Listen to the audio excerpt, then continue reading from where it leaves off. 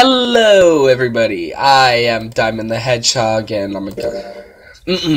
and welcome to 999, 9 hours, 9 persons, 9 doors. Hang on.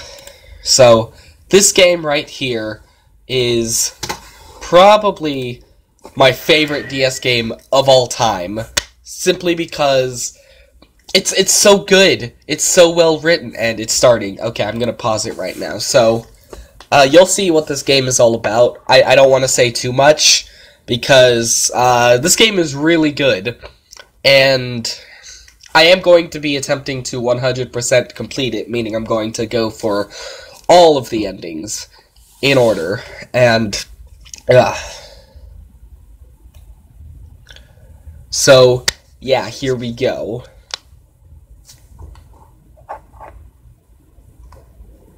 So yeah, let me play this. Alright. This game is fiction. All names, characters, and incidents portrayed in this production are fictitious. Oh, I gotta click. Okay. So originally I wanted to play the, I was going to play the HD, remake of this game, but, it kinda sucks. Okay, it's just, you miss a lot, and like, it looks great, and the voice acting is decent, for the most part, but I honestly just much prefer the DS version here. I also really wish I actually had this game physically, because I would play it so much if I did, but, oh well.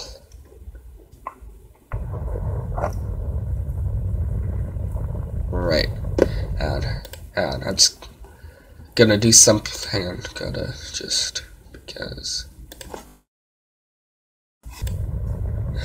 A loud noise startled Junpei awake, and his eyes snapped open. As they adjusted to the light, he realized that he didn't recognize his surroundings. Ow! With a crack, Junpei's head connected with something metal. He rolled over and threw his hand to steady himself, but he found himself groping at empty air. His balance lost and his still fuzzy mind struggling to understand what was going on, Junpei tumbled down to the cold gray floor. Ouch! God damn it!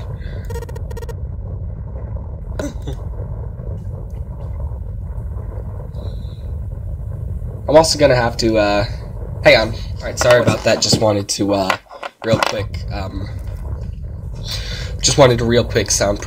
soundproof my room, which I forgot to do. Okay. The fall had shaken the last cobwebs of sleep from his mind, and finally he understood where he'd fallen from. It was a bed. A 3-level bunk bed, in fact. Junpei had fallen, apparently, from the topmost bunk.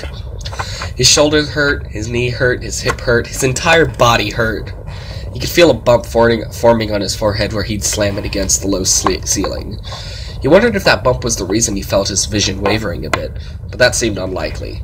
At first he thought the tremor that ran through his legs was just another effect of his rude awakening, but as he looked around, he realized it was real. For this game, I'm probably going to do, like, because normally my recording session, because what I did with my Ocarina of Time randomizer was I recorded for an hour and a half, and then I cut it up into 3 episodes.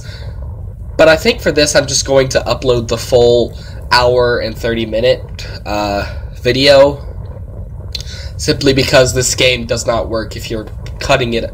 This is because story-driven games like this don't work if you're cutting it up into 20-minute episodes. So the whole room was shaking. Was it an earthquake? He wondered. It didn't seem unlikely. It was shaking far too quickly for any.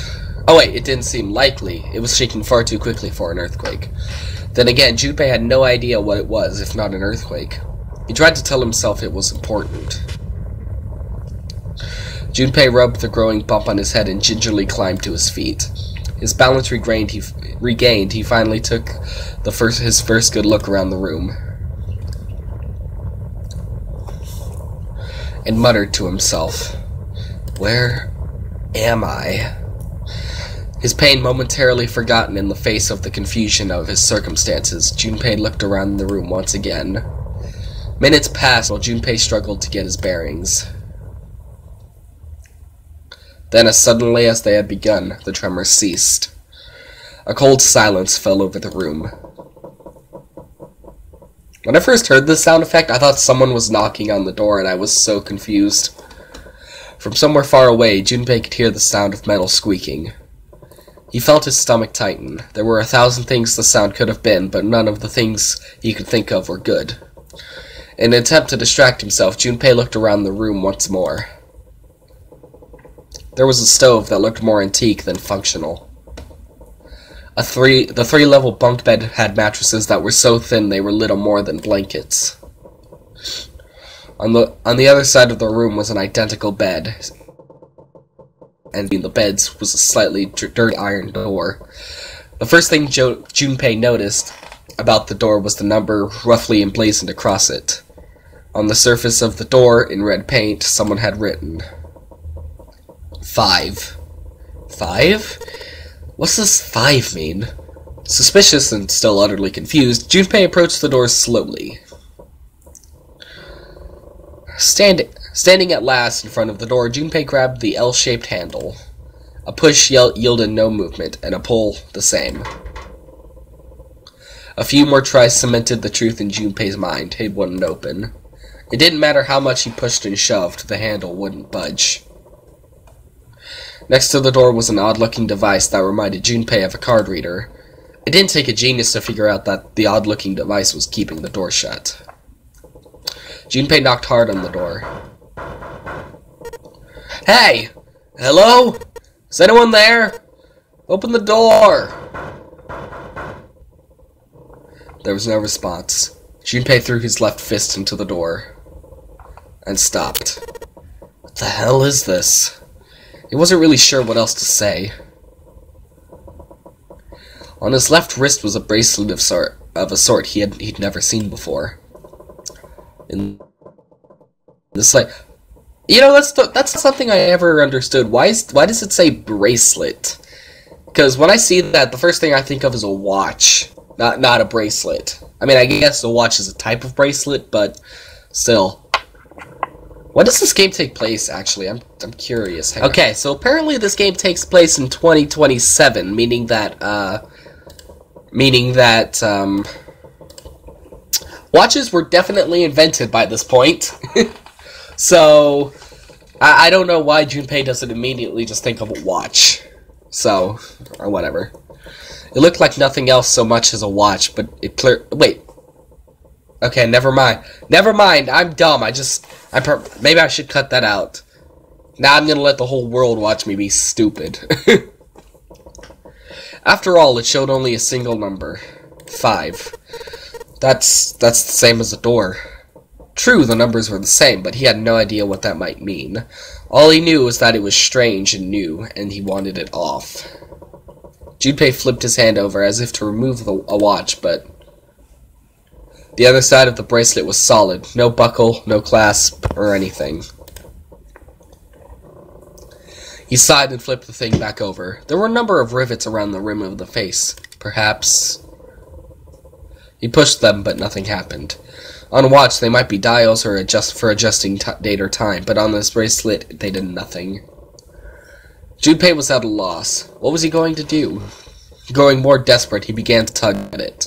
However, damn! Ugh, it's no good. Damn thing won't come off.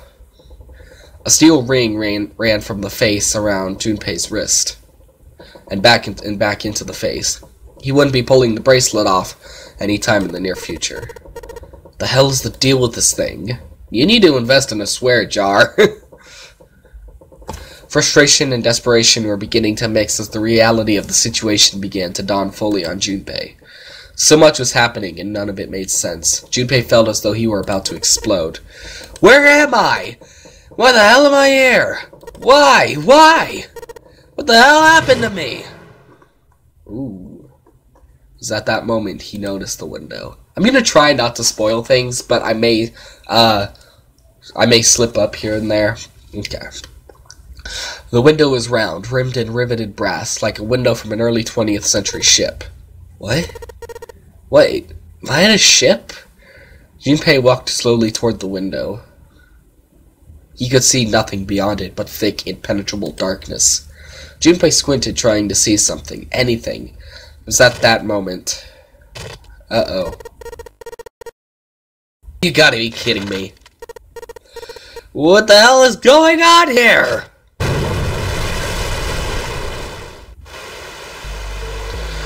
A crack split the glass of the window, and for a moment Junpei stared at it. Then the window burst and water began to pour into the room. What the hell? God damn it, seriously, Junpei! A swear jar! At this rate, I'm gonna be demonetized! Junpei yelled and spun around, his feet slipping on the water already coming through the window. He ran for the door. Hey! Anyone? Is anyone there? Come on, if you're there, say something! There was no reply. As Junpei screamed and pounded on the door, the water began to rise. He was now ankle-deep on the floor, rising quickly toward his knees. Things were not looking good for Junpei. Not good at all. He needed to find a way out, and quickly. Junpei ran a hand across his forehead, brushing the sweat out of his eyes, and looked around the room.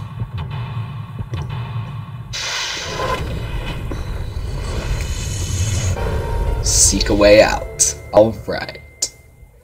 Alright, so this here... Okay, so... I wish you could skip... You can if you've played through the game, but I erased my save file so that I could get all the endings. But, you know, yeah.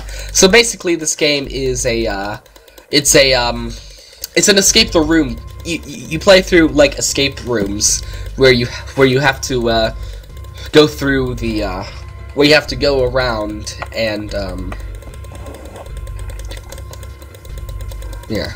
You have to go around and, just try and solve the puzzle so you can escape the room. Yes, okay. Okay, there we go. Okay, there we go. So, there's... Okay. Yes, I knew. I knew this. I know this. Okay, so, yeah, there we go. Okay, so, yeah. So, that's our first item. Yes! But this is not my first time playing. So, okay, and there's a picture frame. And it's just annoying, so there's an item over here. A red key. And then there's some story. Here we go. Junpei grabbed the key and shoved it into his pocket. He intended to leave immediately, but something stopped him. His reflection stared back at him from the mirror, but he had scarcely recognized himself. You know, he kind of looks like Yandere Dev. Like Yandere Dev's avatar. I'm just real it's not like a perfect doppelganger or anything. It's just like it's a passing resemblance. What's up with my face? His confusion was well justified. His face was drawn and pale, and the dark circles under his eyes made him look as though he's nearly dead. Man, what the hell happened to me? How did I end up here? Even as he said it, something in his mind opened and a memory bobbed to the surface. It was the last thing Junpei remembered before waking up in the strange room. It was past midnight when he came home. Junpei shuffled up the stairs and opened the door to apartment 201. Inside was his apartment, a small one-bedroom affair that ran him about $630 a month. He moved into it when he entered college, and so far he'd been there for 3 years and 7 months. He stepped inside and turned on the lights. The fluorescent lights on the ceiling blinked and flickered slowly to life, as if waking from a deep slumber. Their cold light illuminated the landscape he'd come home to so many times before. Everything was as he'd left it. The magazines piled up in the corner, the textbooks collecting dust, the CD cases covering the floor, the jeans and t-shirt he'd worn the day before, then tossed onto the floor. There was one thing that didn't belong, however. There was a breeze. Breaths of cold night air wafted into his apartment, carrying the smells of autumn with them. The white curtain frame his window swayed gently in the... Oh, the white curtain framing his window swayed gently in the wind. Huh, that's weird. Did I leave that open? Junpei walked toward the window, trying to remember if he'd closed it or not before he left. One of the panes was hanging open. He stuck his head out and looked around. Nothing seemed out of the ordinary. Junpei shrugged. He must have just left it open earlier. He closed the window. Then it happened.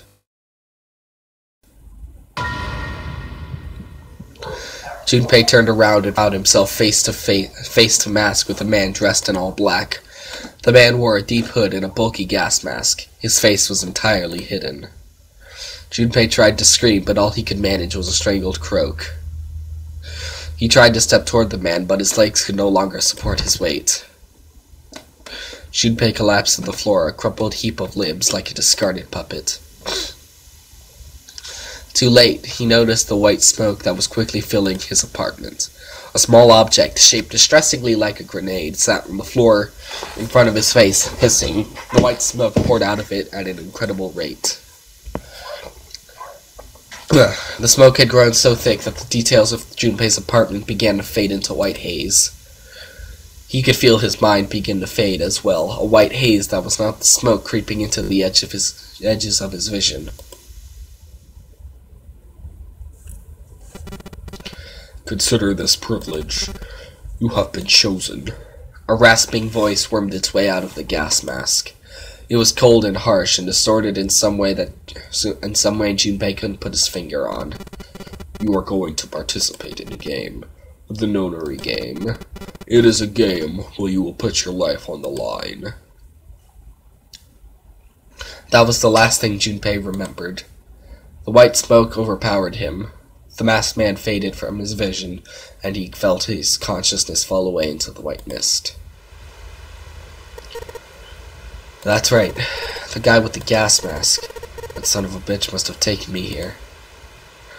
As to who the man was, or might have been, Junpei had no idea. Indeed, he wasn't even sure that his assailant had been a man. The voice had been cold and mechanical, likely passed through a voice changer, and the body had been covered in a thick cloak. Who was the man in the mask?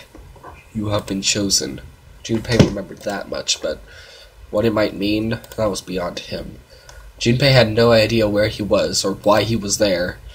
There was only one thing from his memory that seemed important. You are going to participate in a game. The Nonary game. It is a game where you will put your life on the line.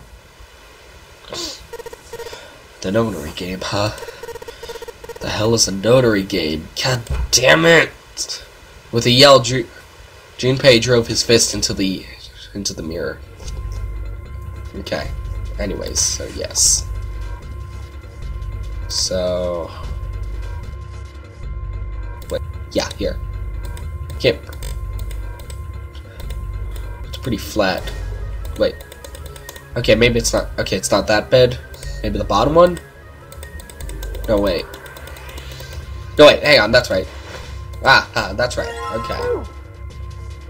It's been... I have played this game, but it's been a while. Damn, nothing here. Okay, so... oh yeah, over here. See if there's anything in here. Huh, looks like there is. A key? Yeah, there's a little blue key in the bottom of this pot. Odd. Okay. Yeah. And then there's...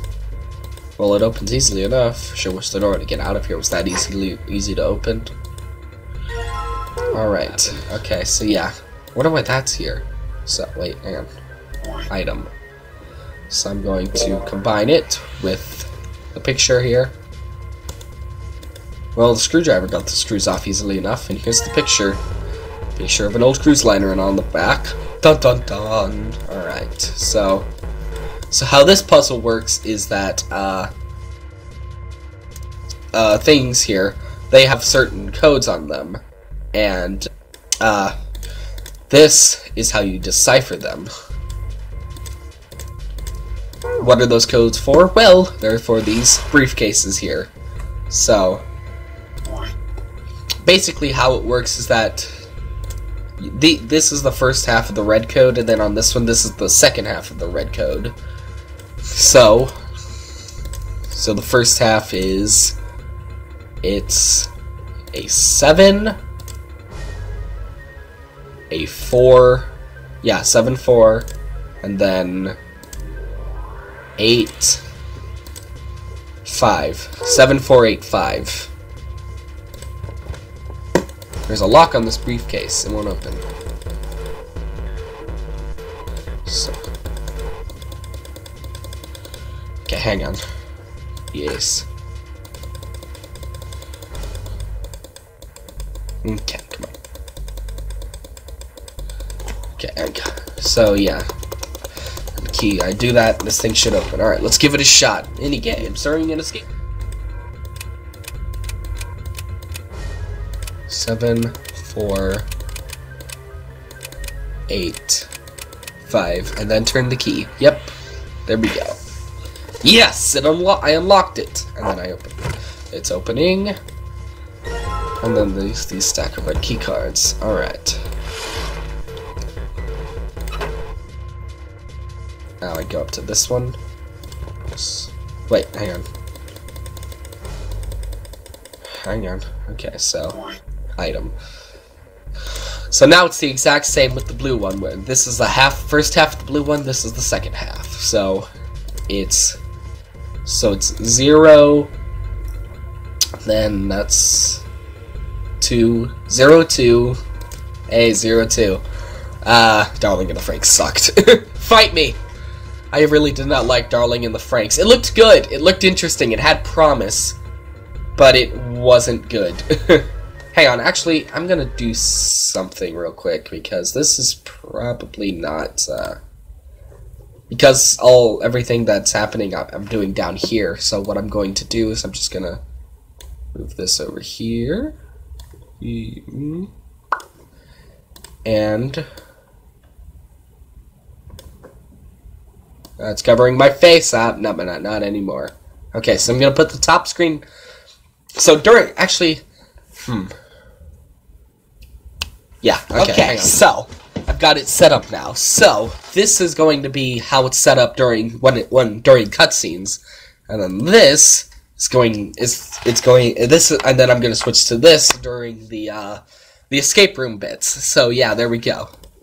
Problem solved, and I probably should have come up with that anyways. Anyway, so it's 0, 2, 6, 3. 0, 2, 6, 3. Okay. Yeah, that sounds about right. Let's see what happens if I put this blue key in the keyhole. And nothing. I guess I'm gonna need some sort of code for the dial. Yes. Okay. Wait, no, hang on. This is 0. 0, 2, 6, 3. Yeah! Alright, let's see if these numbers work. I turn off the key, and hey, it looks like it's working. Yes! Alright, let's open it up. Yes, it opened. Looks like there's something in here. What is this? A file? File screen. Ugh. These tutorials never end. Digital root. Let's see here. Okay, so compute a digital root with the following steps. I'm actually going to read this because I've actually forgotten how digital roots work. First, add all the numbers in question to one another. If you end up with something greater than a single digit number, add the digits to one another. Okay, yeah. Okay, now I remember. Okay, so now I understand it.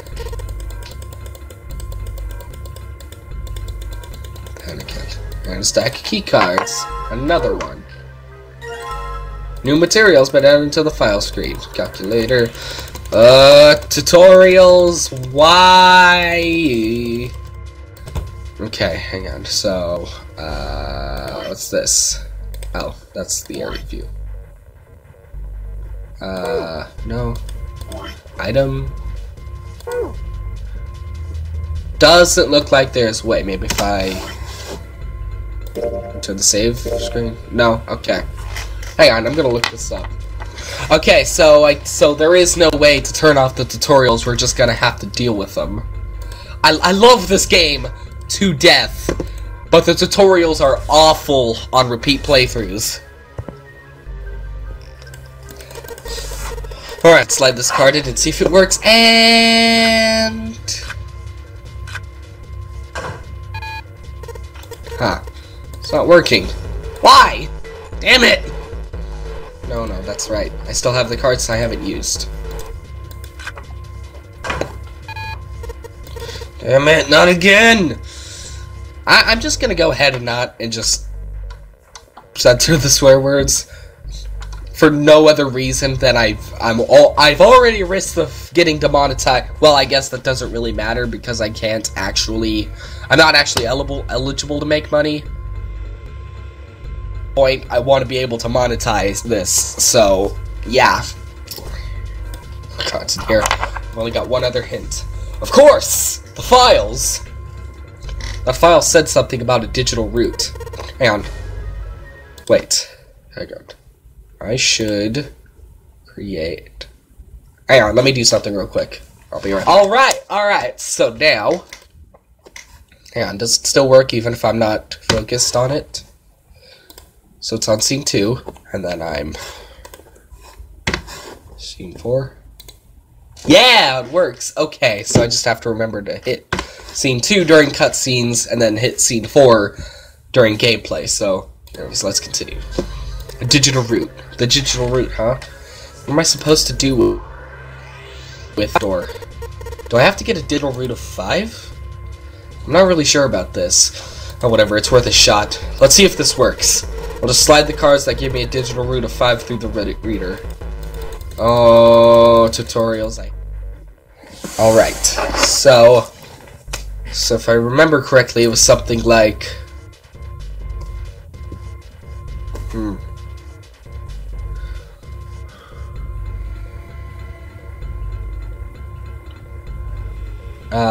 hang on.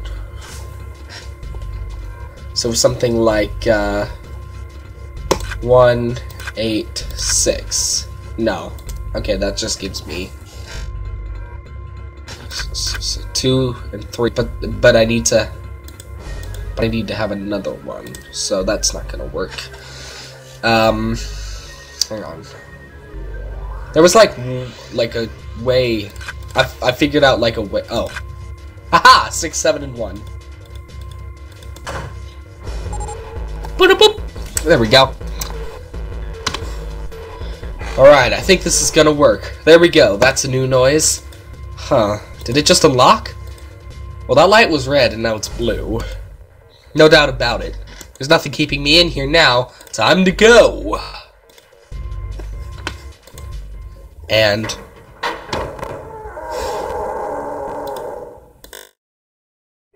there we go. You found it. Alright. That's gonna get confusing after a while, but at least I'll be able to remember it. Okay. Accompanied by a wall of angry water, Junpei shot out of the room and into the opposing wall. Excuse me. Gasping to catch his breath, he looked around. He was in a narrow hallway. The water that had followed him out of the room was rapidly pouring out of the door. It flowed quickly into the hallway and slammed into the foot of the short flight of stairs. Just 5 steps, in fact. At the top of the short staircase... a door! Another door! Junpei leapt up the stairs straight for the door. The door burst open and Junpei exploded out of it, only to freeze in his tracks. What other possible response could there have been to what he saw? What the hell? His voice trailed off and all he could do was stare. A polished floor stretched out before him, ornate staircases rising up from the edges, each one of them equidistant from the other. The stairs and pillars were solid wood, and Art Nouveau. I think it's Nouveau. Correct me if I'm wrong. And Art Nouveau embellishments and decorations covered the walls and pillars. It looked like nothing so much as the entrance to a luxurious mansion from the early 1900s. Junpei couldn't help but wonder, is he really in a ship? The water quickly filling the hallway behind him suggested that yes, he was. As he looked, a fresh wave rolled out of the room he'd been in, gathering speed as it moved towards the stairs. Yeah, that's what I thought. This is totally a boat. What? Wait, what the heck? A wave? Shh, crap. I gotta get out of here. Junpei spun around, his wet shoes squeaking in protest on the polished floor, and ran toward the tremendous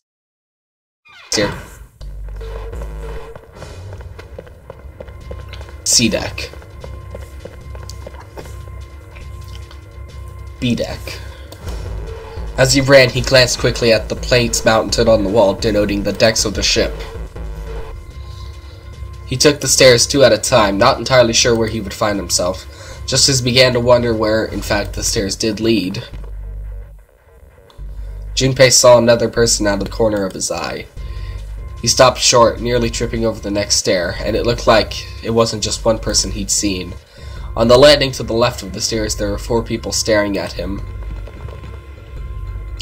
And on the right, 3 more. All told, there were 7 of them. It looked as though they had been their way down the stairs. They'd stopped short of when they saw Junpei, their eyes wide. He'd done the same, of course, and now they stood there staring at one another. Junpei didn't move, one foot placed awkwardly on the next step in the middle of a stride. Who were these people? This entire interaction lasted only a matter of seconds. The woman spoke to Junpei and the time began to move again. Time moves again. Gotta make everything a JoJo reference. I guess there's another one of us now. The woman was dressed, Junpei thought, rather like a dancer. She's also rather hot. Okay. Her clothes covered very little and her prodigious jewelry little more. Hey, you, come on! Hurry! With no further ceremony, she ran straight past Junpei and toward the door behind him. The sudden proximity of a woman with such striking assets left Junpei momentarily stunned, but the others wasted no time and quickly followed the strange woman. The first to pass Junpei was a young man with silver hair. He threw a quick glance in Junpei's direction as he ran, muttering, "Humph, one of us, huh?" Following him was an older man, his face calm and without fear. Soft wrinkles sprouted from his eyes, and he came close enough as he passed for Junpei to see wisps of gray in his hair. His composure and shock of hair struck Junpei as rather like that of an elderly lion. Going up won't do you any good. There are 2 doors, but neither of them will open. The next to speak was a girl with pink hair and a high voice. Come on! Aren't you coming? You gotta hurry! Her small hand was wrapped around the wrist of another man. His eyes were closed, almost as though he were sleeping. His features were graceful, almost serene, and he was dressed rather elegantly for someone his age. Something about his posture seemed very refined, and Junpei couldn't help but feeling he was noble and dignified somehow. He'd certainly never seen one, but this man seemed like what Junpei had always imagined a prince would be like. Alright, so, I'm just gonna say this. For Prince here, I always imagined that his voice was, well, initially I imagined that he had a deep, regal voice, something like this. Oh, I am perfect, and I am above all of you, all of my subjects, because he was described as a prince. But as the story went on, I actually started imagining him sounding more like, crap, what was his name? I forgot the voice actor's name, but he played Ling in the English dub of Full Metal Alchemist. So, that's what I'm going for. So, yeah. Just a bit of word of warning, because this is probably going to sound terrible. So that's 9 of us, then. All of the cards are in hand. What does all of the cards are in hand mean, he wondered. Junpei opened his mouth to ask what the other man had meant, but the girl with pink hair rushed past him. They were gone. The man turned just in time to see 2 more people running toward him. One of them had looked as though a stiff breeze might topple him, and the other was a veritable mountain of a man. The scrawny one said nothing and scuttled past Junpei, as though he were running from something. Hey, what the heck are you doing just standing there for? Did you hear him? The doors on A deck are no good. We gotta check the doors on B deck. Got it? Now go! Before he had a chance to respond, the man laid a massive hand on Junpei's shoulder. With no more effort than Junpei would use to... Okay, I didn't even get to read that. Whoa! Thrown off balance by the man in recent events, it took Junpei a few steps. Okay, never mind! This game's not letting me read. There were 2 pairs of large iron doors set into the wall in front of him. They looked quite sturdy and each had handles. Let me read! The door on the right had a 4. And the door on the left had a 5. They're the same. The guy Junpei had decided to call Silver was mumbling to himself. Wait, hang on. Why is the game supposed to do this, or have I just messed up somehow? Okay, there we go. You too, eh? With an arched eyebrow, the lion looked over at Silver. My cell was the same. A number upon the door. I opened it, ran down the hallway outside, and found myself in the rather grand room full of stairs, as I suspected did the rest of you. It was as though the floodgates had opened. They all began to talk at once. Me too. I did too. Yeah, a door with a number on it. It soon became clear that each one of them had awoken in a room with a locked door and solved a puzzle to escape. They'd all ended up in the same room, almost as though they'd been guided there. Yes, we all saw the same thing. That's not important. We need to hurry. You think I don't know that, lady? Before the dancer had time to finish, Silver was already running. He grabbed hold of the door labeled 5 and pulled. However, fuck, it's not opening. Oh, okay. Well, I just let out a swear, so you two please don't demonetize me. It was an accident, I promise, please. It's not opening. This dang thing won't even budge. Move. You're in the way. The mountain grabbed Silver's shoulder and tossed him aside. His path cleared, he took a few steps back and threw himself at the door. Once. Twice. 3 times. 4 times. The door shook as his body slammed into it, but showed no signs of breaking or opening. The mountain threw himself at the door again. Junpei turned toward door 4. Next to the door on the wall was a small box.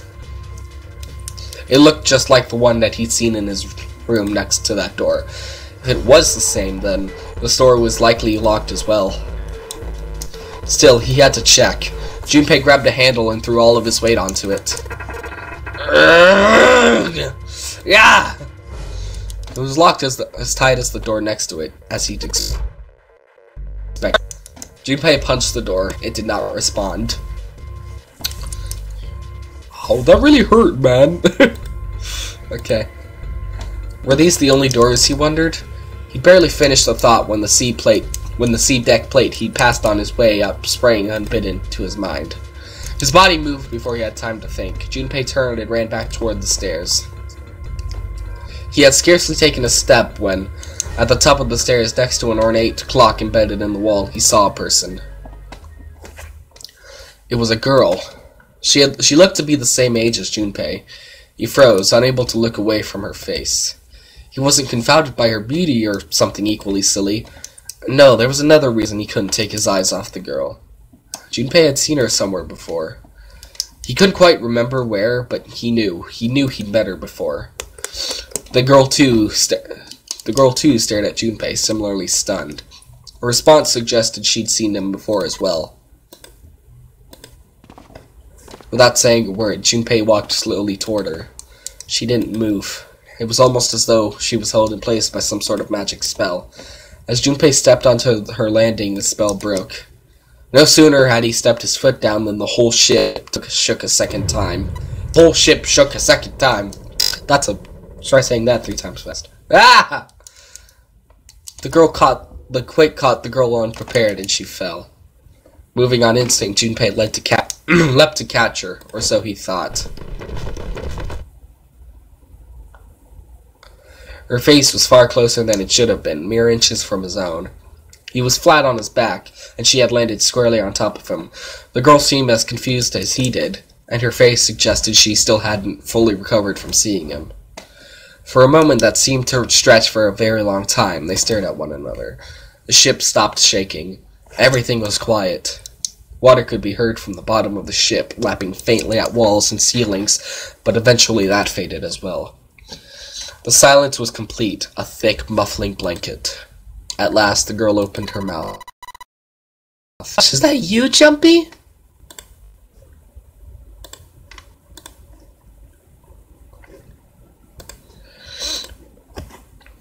Jumpy. Jumpy. Her words echoed through Junpei's head, and suddenly his memory returned. Akane? Why hadn't he realized it before? The girl was Akane Kurashiki. I can't speak. She and Junpei had been friends in childhood. They'd gone to elementary school for 6 years. But what was she doing on the ship? Her soft eyes were only inches away from his own. He could feel the warmth of her face. Feelings he'd thought long forgotten began to work their way up to the surface. He could feel his face heating up. At that moment, a speaker crackled to life, and a cold, eerie voice filled the room. Welcome aboard. I welcome you all from the bottom of my heart to this vessel. With the vocalization, the cell between Junpei and Akane broke, and all bursting romance instantly. They heard untangle themselves from one another and struggle to their feet. What I like about this game is that there isn't like a will they won't they between Junpei and Akane. It's clear right from the very beginning that the two are going to, you know, get together. Their companions had heard the voice as well, and many of their faces had gone pale. They looked around frantically, desperate to locate the source of the voice. At last, they found it, a speaker set in the ceiling. I am Zero, the captain of the ship. I am also the person who invited you here. The voice was harsh, obscured occasionally by the crackle of static. But Junpei recognized it. How could he have forgotten it? It was the same voice he had heard from the man in the gas mask. Hey, a-hole! What the heck is this? Come on out here. I want to get a look at you. What do you mean? What do you mean to do to us? I mean to have you participate in a game.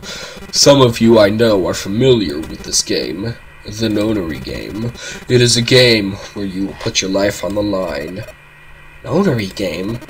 What the hell's that? Oh, I keep letting them slip. I'm sorry, YouTube. Please don't monetize me. I'm sorry. Okay. The voice continued, implacable. The rules of the Nonary game can be found upon your persons. They are simple rules. Read them. Nonary game? Hey, there's something in my pocket. Check this out. Silver reached into his pocket and pulled out a small slip of paper. And the rest of them reached into their own pockets and pulled out similar slips of paper. Junpei followed suit and dug into the pocket of his pants. He felt the telltale crumple of paper slightly damp from his earlier ordeal. Thank you. Hey, I got one too. Then it would seem Zero has seen fit to grace us each with a letter. Would you mind terribly reading it to us, young man? His request had been delivered to Junpei, who, after a short moment of surprise, did as he'd been asked. On this ship, you will find a handful of doors emblazoned with numbers. You will call them the numbered doors. Creative. The doors in front of you are a pair of the same. The key to opening these numbered doors are the numbered bracelets that each of you possess. You should total the numbers on your numbered bracelets, and find that the digital root of that number is equal to the number of that door. The door will open. Only those who have opened the door may pass through. There are, however, limits. Only 3 to 5 people can pass through one numbered door. All those who enter must leave. And all who enter must contribute.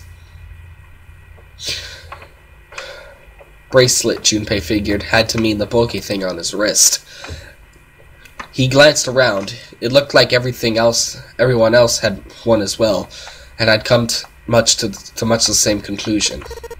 The purpose of this game is simple. Leave this ship alive. It is hidden, but an exit can be found. Seek a way out. Seek a door that carries a 9. Junpei had reached the end of the letter. There was a long silence, and then the speaker crackled to life once more. There is one last thing I must tell you. As you have no doubt surmised, the ship has begun to sink. On April 14th, 1912, The famous ocean liner Titanic crashed into an iceberg. After remaining afloat for 2 hours and 40 minutes, it sank beneath the waters of the North Atlantic. I will give you more time. 9 hours. That is the time you will be given to make your escape. The voice finished and the speaker went silent. The sound of a bell tolling echoed through the hall. It came from the dance hall adjacent to the stairwell.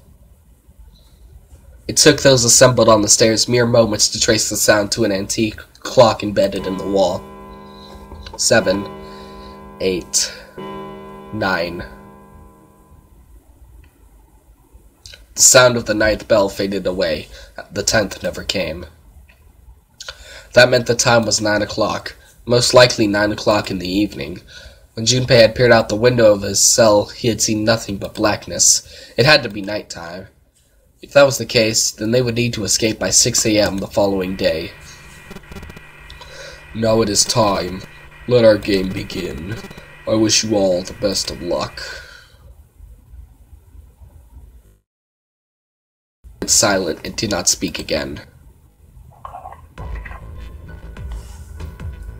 Silver yelled at the speaker with language coarse enough to embarrass a sailor, but the rest of Junpei's companions were silent, deep in thought.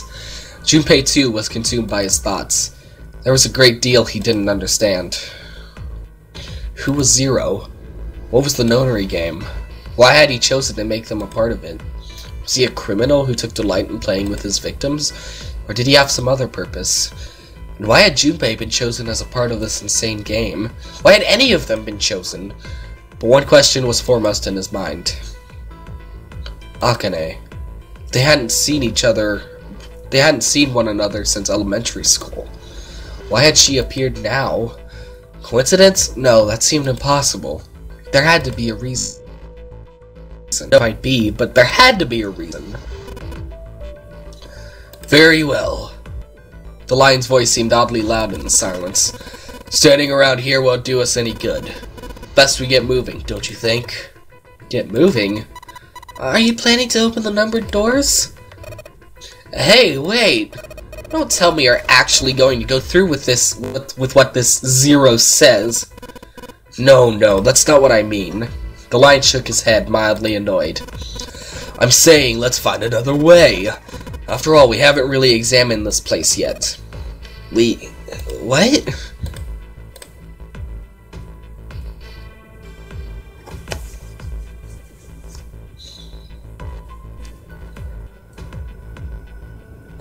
Their separate investigations finished, all 9 people returned to where they'd left one another.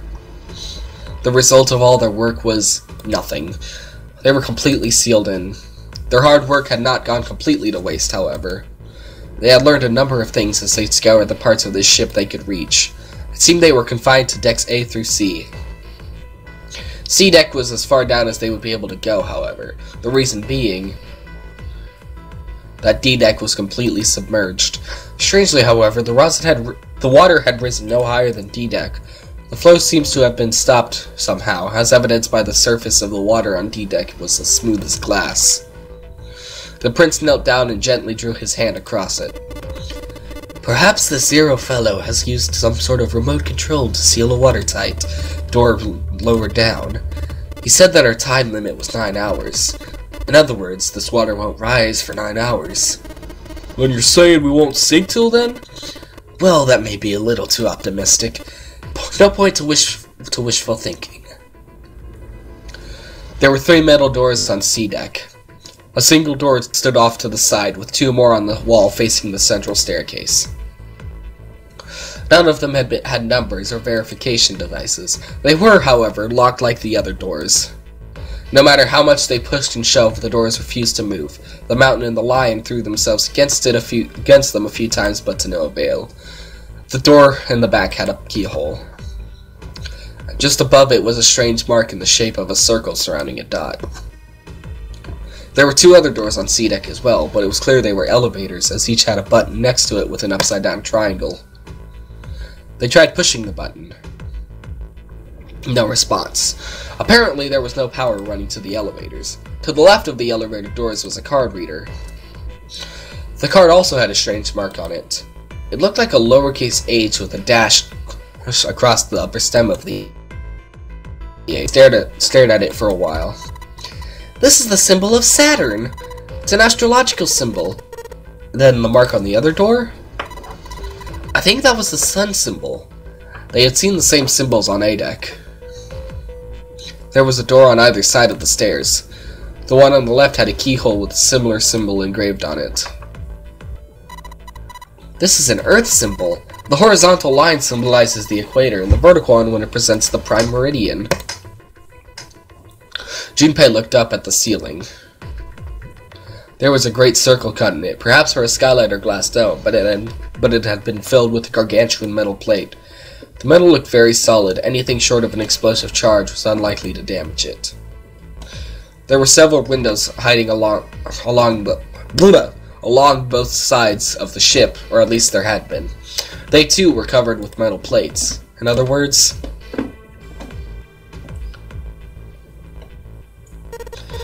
we're trapped. All the exits go nowhere.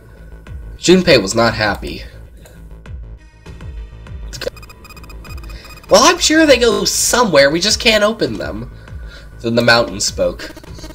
You don't know that. For all we know, they just open up into walls or take us in circles.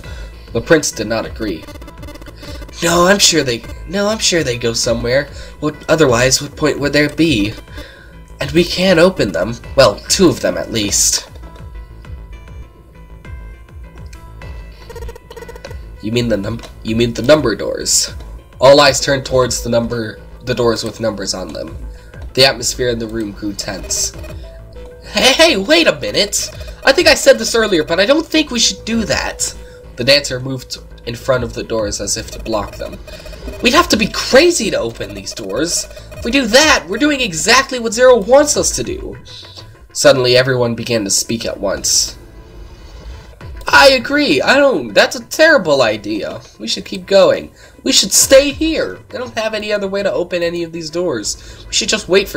Someone's bound to come find us. We don't have time for that. In 8.5 hours, the ship is going to sink.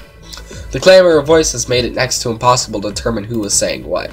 Their arguments grew more and more intense until people were shouting and screaming at one another. But at last he could take no more. Hey! Shut up! Or that's more like they fell silent and all eyes turned to Junpei. He felt each stare burning into him, but he refused to flinch. Before we try and decide where we're going to go, there's something else we ought to do. What's that? We need to exchange information. We don't know anything about each other. I want to know who you guys are, who you are, where you came from, why you ended up here. Don't tell me you aren't curious too. They were silent. Some of them looked the other way, or bit their lip, or crossed their arms and stared at the ceiling. But one of them spoke up. It was Akane. Jumpy is right. Jumpy? Oh, I'm sorry, I'm talking about him. I just call him Jumpy. His name is Junpei. She pointed towards Junpei. We're childhood friends. We went to the same elementary school. Wait, stop! Don't tell us stuff we didn't ask you about. Zero's probably watching us right now. What are you gonna do if he's listening in? Would that be bad? Heck yeah, it would be. We don't know how much that BA knows about us. I don't know how to censor that, so I'm just gonna say BA. Maybe he just picked a bunch of random people to kidnap. If that is the case, then it'd be dangerous for us to let him know too much. If Zero knows who we are, he could go after our families.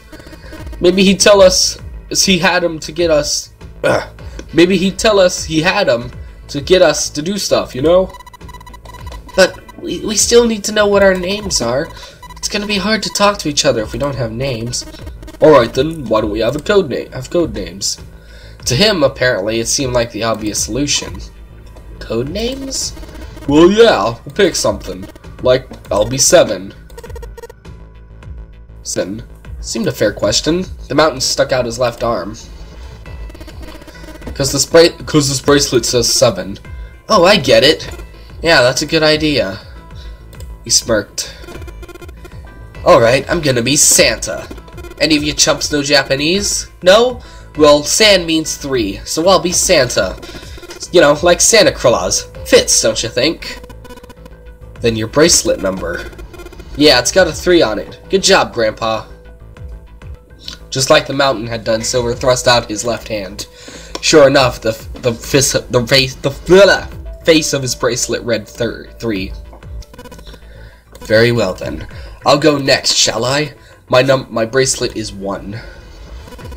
Given that, I think Ace seems appropriate. I'll be Lotus. As I'm sure you all know, it has 8 petals, which means, of course, that my bracelet number is 8. I would appreciate it if you would call me Snake. My bracelet number is 2. Since Ace had chosen cards, then I chose dice. Snake eyes, clearly, which is particularly relevant given that I am blind. Blind? Really? He'd kept his eyes closed during their entire ordeal, which had said so casually. It was something of a surprise. Everyone seemed a little nervous at the prince's proclamation, but no one seemed to know how to react to it. There was one person, however, who didn't seem to be surprised in the least. The girl with pink hair. I want to be Clover! You know, like a 4-leaf clover. Good luck, right? Looking almost bored, she held out her left hand. The face of her bracelet showed the number 4. They'd come around to Junpei. He held out his bracelet. Alright, my number's 5, so my code name is gonna be... Well, I have one. It's not like there's any point to it now. The dancer cut him off in mid-sentence. I mean, we all know your name already. You're Junpei. Oh. They all nodded. Akane... Akane. It's Akane. Or it's Akane. I'm gonna say Akane. Akane stepped forward nervously. Then you should call me by my name too. Because, I mean, it doesn't seem fair to Jumpy. You think it's not cool for you to hide your name after you told us his? I fidgeted awkwardly. Junpei decided he had to do something. What's your bracelet number? It's 6. She hesitated for a moment, then held out her left hand. As she'd claimed, the bracelet's face showed a 6. Junpei looked at it for a moment and thought, alright then, why don't we call you June? June? Yeah, you know, it's the 6th month of the year. So you're June. Jumpy. Akane kneaded her hands and looked up at Junpei, uncertain. He smiled back at her reassuringly. Are you good with that? She thought about it for a few more minutes, then seemed to come to a decision and gave Junpei a small nod.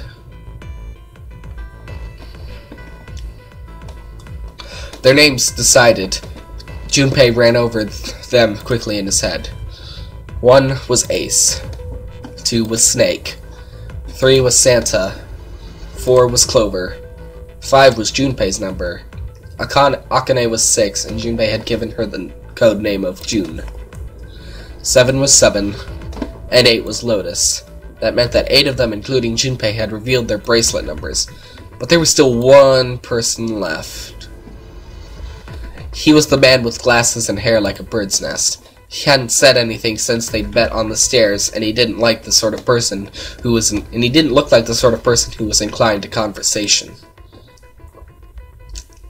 His skin was pale, his breathing was heavy, and he was soaked with nervous sweat. His behavior seemed very suspicious, or perhaps simply emotionally unstable. It was difficult to tell. Whatever the case, it seemed clear that he had only a fingertip's worth of grip on his sanity. The girl with pink hair, Clover, walked up to him slowly. She put her hands on her hips and eyed him suspiciously. What number are you? He didn't answer. His bloodshot eyes switched from person to person, and his breath came in hot pants. Hot pants! Hey, best JoJo girl! Actually, that's wrong. Raimi is best girl, and JoJo, fight me. But hot pants is pretty good, too. Hey, I'm talking to you! The man licked his dry lips with a shaking tongue and spoke with a voice like old paper. Isn't it obvious? There are 9 people here. Did you know who numbers 1 through 8 are? I'm the one left. So, 9? Yeah! He extended a trembling arm. The bracelet did indeed say 9. Clover looked at it contemptuously. What's your name? Code name? What do you want us to call you? We all made up names. You should too. I don't need one. Why not? Because I'm not going to stay here. He took a shuddering breath, exhaled. Clover looked at him with something very like disgust. You've got some sort of plan? I do. Yeah, what's that? You sure you want to know? Yeah. Alright. Let me show you. I'm going to do this! Ah! Oh, that was... okay. I don't know why, but always when I see this ninth man here in the in this photo, I always he always reminds me of Bert from Sesame Street, or at least like some sort of puppet of that style. Does anyone else see it too, or am I just crazy? I don't know. By the time they realized what he was doing, it was too late to stop him. The man's body moved like a snake's. In the blink of an eye, he had slid around her and wrapped his arm around her waist. Hey, what the heck do you think you're doing? Santa leapt forward, toward Clover and the ninth man. He was halfway there when, stay back! Suddenly, the man's hand dove into his pocket. It came back out with a knife, a pocket knife. He held it to Clover's pale, quivering neck. If you can get any closer, I'll cut her open. Santa skidded to a halt. He snarled at the scrawny man with the knife and gritted his teeth. Yes, that's right. The man's smile was neither friendly nor reassuring. Sweat poured down his neck, soaking the collar of his shirt. Clover, are you alright? My voice for Snake keeps changing. The Prince Snake's voice sounded oddly concerned. Hang on. This kind of sounds like something that would play in a Metroid game. Like if this played in Metroid Fusion, it would fit right in. I could see this. Okay. Yeah, I'm fine. Her voice shook, making her words even less convincing. What the heck are you trying to do? I told you this is my plan. What are you gonna do to her, you sick son of a bee? Don't worry. I'm not going to do anything to her. If she just does what I tell her to do, I'll let her go. He started to move backwards, slowly keeping his grip on Clover. Keeping their distance, Junpei and the others followed. Eventually, the man reached the wall. He gave a start as his back touched it, then glanced around quickly and spoke. Verify! Huh? The left! Look on your left! Do you see the device on the wall? Place your hand on the scanner panel, the round part. What if I don't? The man's nostrils flared and he looked like he was about to choke. Are you an idiot? What do you think? I could slit your throat right now. I'll kill you if I have to. All I need is your bracelet. Just do it! Do it now! He pressed the knife against Clover's neck hard. Slowly, she stretched her left hand out toward the device. Her back was to it, and she had to feel around for a moment before she found the circular panel. It made a cold electronic noise, and on the display above her head an asterisk appeared. Oh, it said something else, but I didn't see it. Okay. So that's how it works, Junpei thought to himself. By placing one's palm on what the ninth man had called the scanner panel, the user's bracelet number would be entered into the device. Should you total the numbers on your numbered bracelets, and find that the digital root of that number is equal to the number of that door, the door will open. Junpei shifted his eyes to the door itself. The number on it was 5. The ninth man seemed to know a little more about the device's operation than he should. How had he known exactly what to do?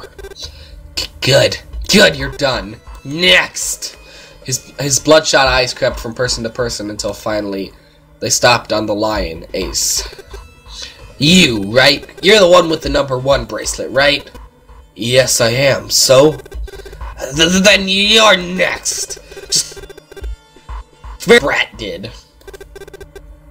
What are you doing? Do it! Don't you care what happens to her? Okay, just calm down.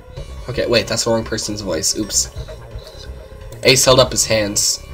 The ninth man jerked his chin toward the device. Slowly, cautiously, Ace moved toward the device. After what seemed like an agonizing eternity, he reached it. Now, verify! Ace nodded and placed his hand on the scanner panel.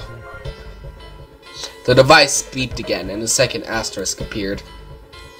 Now the device had Clover and Ace's numbers, 4 and 1. 4 plus 1 is 5. The same number as the door written on the door, but it wouldn't open just yet.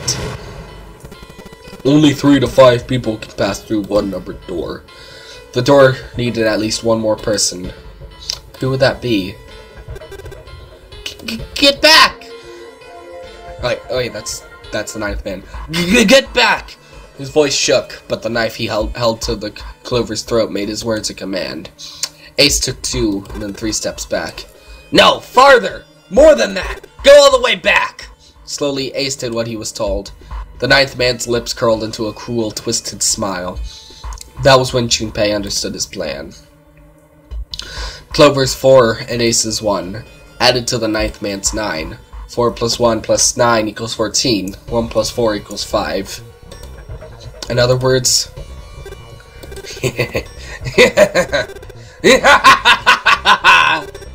Thank God, you are all so cooperative. Now I can get out of this nightmare. He pressed his own hand against the scanner panel. A third asterisk appeared on the screen. He dropped his hand to the lever on the side of the device and pulled.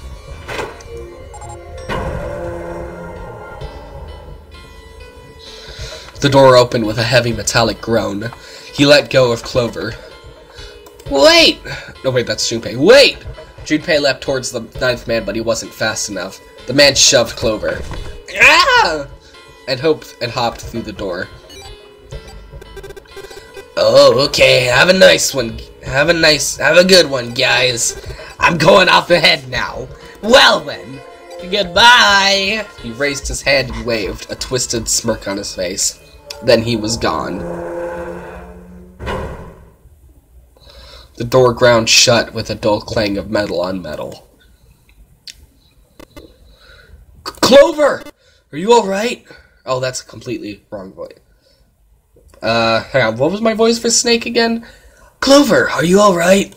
Or something like that, I don't know. Snake ran to Clover's side as she lay on the floor. Yeah, I'm fine. You know what, I'm actually going to end it off right here. I hope you guys enjoyed this game, or this video. I'm going to have a lot, this is going to be a lot of fun, because I absolutely love this game, and, you know what, I'm probably just going to go eat dinner real quick, and then, like, come back and record the second episode, because I just want to record an episode. I just want to record as much of this game as I possibly can, so... Anyways, thank you guys for watching, and I'll see you next time. Peace.